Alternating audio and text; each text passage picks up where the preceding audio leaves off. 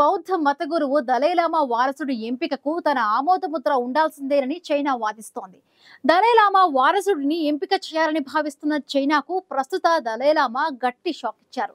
Dalai Lama వారసుడిని నిర్ణయించే అధికారం garden Phodrang trust కు మాత్రమే ఉందని, మరెవరికి ఈ వ్యవహారంలో జోక్యం చేసుకునే అధికారం లేదని దలైలామా స్పష్టం చేశారు. ఇక మరొక వైపు దలైలామా వారసుడి ఎంపికకు ఖచ్చితంగా తమ ఆమోదముద్ర కావాలంటూ డ్రాగన్ చేస్తున్న డిమాండ్ను భారత్ తోసిపుచ్చింది.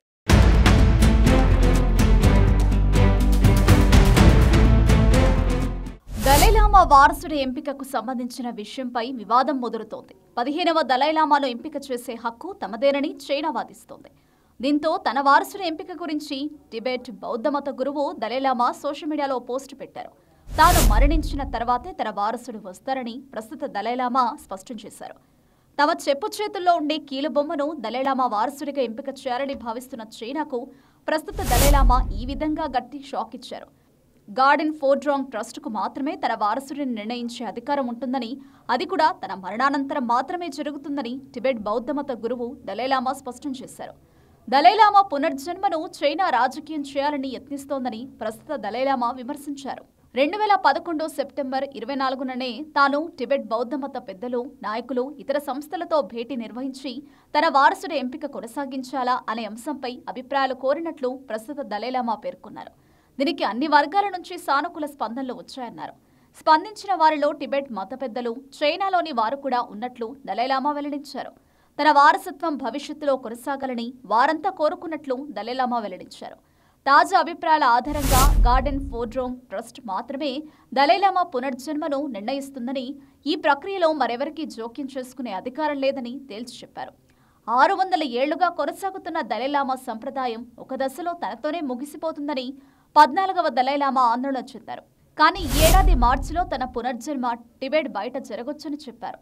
ఇటీవలే దలైలామా 90వ పుట్టినరోజు వేడుకలు ధర్మశాలలో వైభవంగా జరిగాయి.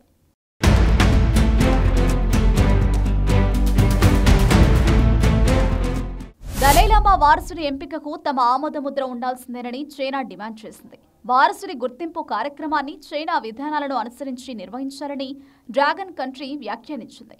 బౌద్ధుల మత గురువు దలైలామా వారసుడిని ఎంపిక చేయాలని భావిస్తున్న చైనా వైఖరి పట్ల భారత్ ఘాటుగా స్పందించింది.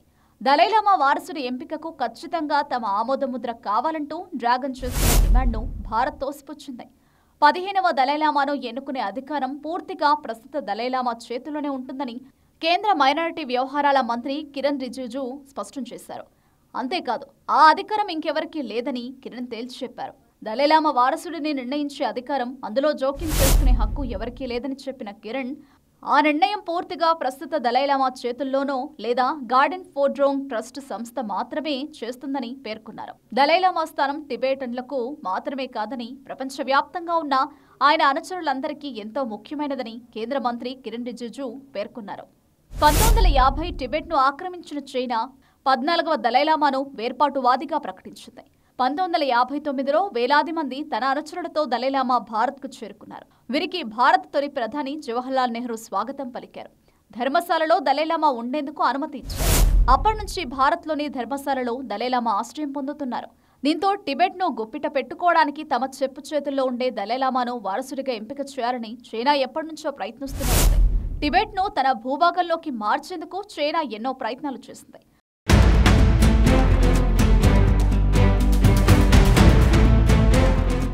ముఖ్యంగా చైనీస్ మూలాలున్న హన్ జాతి ప్రజలు ఇబ్బడి ముబ్బడిగా టిబెట్లో స్థిరపడేలా చేసింది.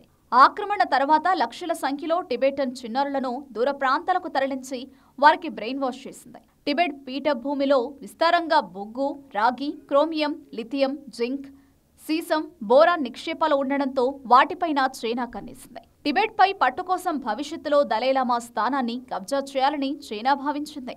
దలైలామా ఎంపికలో పంచయిన్ లామా పాత్ర చాలా కీలకం. టిబెట్లోనే ఉండిపోయిన పంచయిన్ లామా 1989లో అనుమానాస్పద స్థితిలో మరణించారు.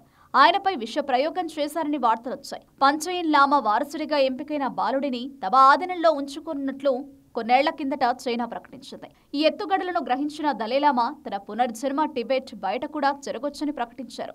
దీంతో పాటు వారసుడిని అంటే పునర్జన్మ పొందిన బాలుడిని ఎంపిక చేసే ప్రక్రియ కూడా తమదేనని తేల్చి చెప్పారు. అయితే తమ ఆమోదం లేనిదే 15వ దలైలామా ఎంపిక కారని చైనా పేర్కొంది. ప్రస్తుతం 14వ దలైలామాగా టెన్జిన్ గ్యాత్సో వ్యవహరిస్తున్నారు. ఆయన 1950లో 15 ఏళ్ల వయసు నుంచే దలైలామాగా బాధ్యతలు చేపట్టారు.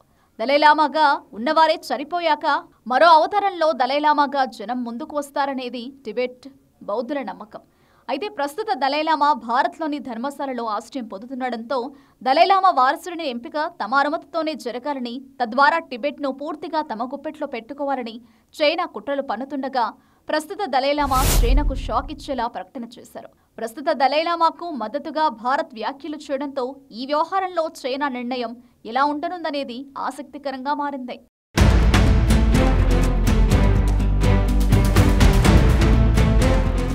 టిబెట్ బౌద్ధ మత గురువు దలైలామా ప్రస్తుతం భారత్లోని ధర్మశాలలో ఆశ్రయం పొందుతున్న నేపథ్యంలో ఆయన వారసుడిని ఎంపిక చేయాలని చైనా ప్రయత్నిస్తోంది. అంతేకాదు 14వ దలైలామాను ఏర్పాటువాదిగా ప్రకటించిన చైనా ఆయన వారసుని ఎంపిక చేసి టిబెట్ ను తమ గుప్పెట్లో పెట్టుకోవాలని కుట్రలు పన్నుతోంది.